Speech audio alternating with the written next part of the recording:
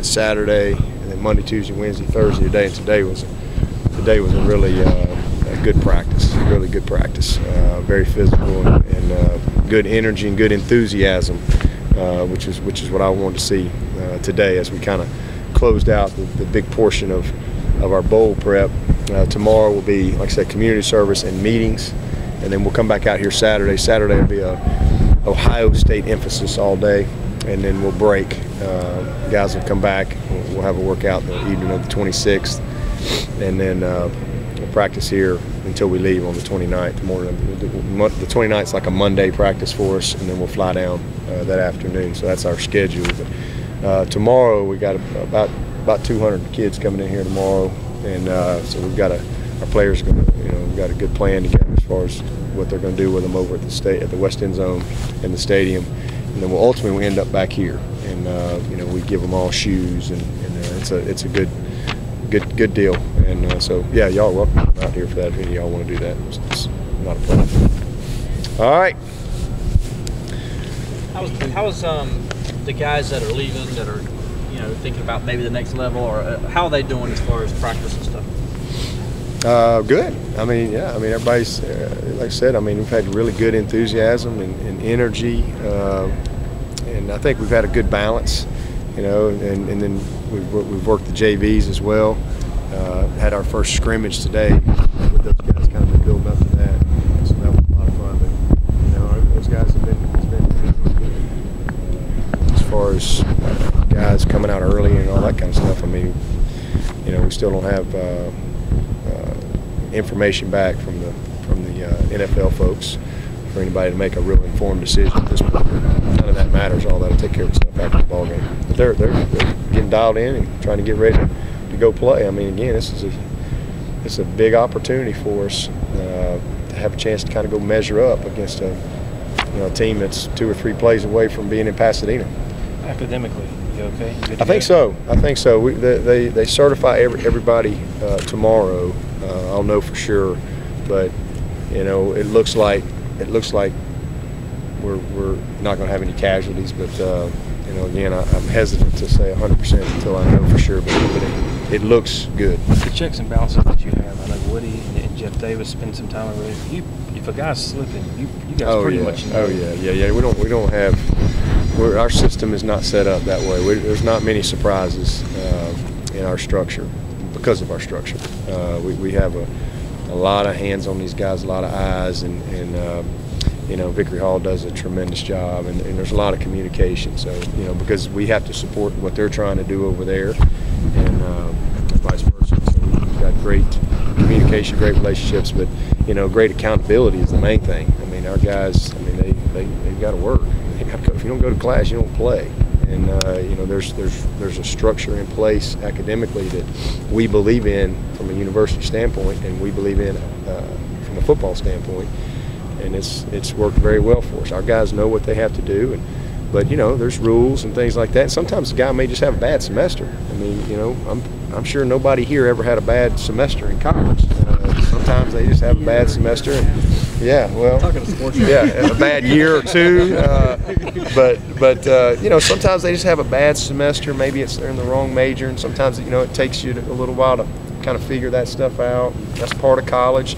But unfortunately for the football guys, it's not like they can just have a bad semester and I'll reload. I mean, eligibility becomes a factor for them. But that's one of the great changes in our game because if guys are here 3, 4, 5 years, they either have their degree or they're very close because of those eligibility benchmarks that are in place that used to not be in place. And so I think that's a real positive. How about the JV guys? Anybody jump out at you? Man, Wayne Gallman. Wow. He is Dorian O'Daniel today. Those are 2 guys that just jumped. Pagano, Crowder. And I'm excited about those guys. I mean, it's fun. I thought Nick Schuessler did a good job out there today at quarterback. But little Adrian Dunn, kid walked on here from Daniel. Man, he made a heck of a play out there. It's fun to see those guys get out there and get a chance to compete. And we did a lot of that today. We did a lot of Paul drill today, and then we did what we call just one-on-one board drill. and just called them out one at a time, whole team, and it was fun to see the guys respond and compete. We got some young guys that's got some bulldog in them now, and I'm excited. I really am. It's going to be a fun spring around here with some of these guys, because we have a lot of guys that have really maximized their semester. You know, with our power hour, you know, getting physically more prepared. So several guys, you know, kind of jump out at me. Maverick Morris has done a couple good things. You know, we've kept some of the guys that played some this year have also done JV as well. So, you know, Boware, you can't help but notice him out there. And some of those young DBs. It's a good day every day out there when we get to see those guys. Because of what Connor Shaw was able to do a couple weeks ago, and then James Winston earlier in the year, is your defense taking it personally, the challenge of going up against Bryson? Yeah. You're talking about a guy that we haven't seen a guy like him. He is a running back that, I mean, he's a legit 4-4 guy. If you watch the film, it's about every game he's on the 60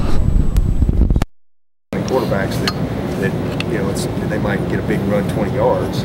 This guy's running for 60 and leaving people 50, you know, 70. So that's the big challenge for him. You have to fit everything right, and he's very good in how he runs the system. His decision making is very good. So it's a big challenge. I mean, it won't be no easy deal, that's for sure. But you know, it's what makes it fun. That's what football's all about. You get a good plan, you got to go execute the plan. How does he compare with Tim Tebow, guy who used to run that same system out? Well, he's just faster, a lot faster. Tim was a big, strong, physical, 240-pound guy, and ran well. But Miller is legit speed. He can flat out run.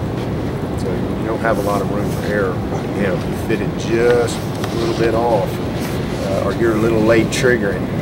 You don't have your eyes on the right things, and he's in the open space, and he's going to outrun most everybody. Big plays through the air, an advantage for you on year long. Is this a good matchup from what you see your receivers against their secondary? Well, I mean, you know, they're a really good defense. I mean, they're one of the best groups we've seen, that's for sure. I mean, they're 24-1. They're not 24-1 because they can't stop nobody, that's for sure. That their defensive line is impressive. I think that the big, strong, physical guys at number 97 is I can't wait to see him in person. I mean, he is impressive on film. And then, you know, the one linebacker they got, number 2, seems to make every play. He's all over the place. He's flying around. He's very athletic. You know, I think they do a nice job in the secondary with their scheme. You know, they don't make a lot of mistakes. They've been a little inconsistent in a game or two, but big picture-wise, I mean, they've competed at a high level. So I mean, it's a good matchup. I mean, we like our guys, and I know they like their guys. But, you know, for us, it's about Clemson. I mean, and our guys understand that. I mean, the big thing for us is our plan to win, and really winning that turnover margin. When we win the turnover margin, we win. That's just the fact, and that's what history says for our guys, because we're good enough. You know, when we go out there and we make critical mistakes and we lose that turnover margin, we get beat. You know, we've proven that we're not good enough to beat good teams when we turn it over, and that has to be a key thing that we got to get done to have a chance to beat these guys.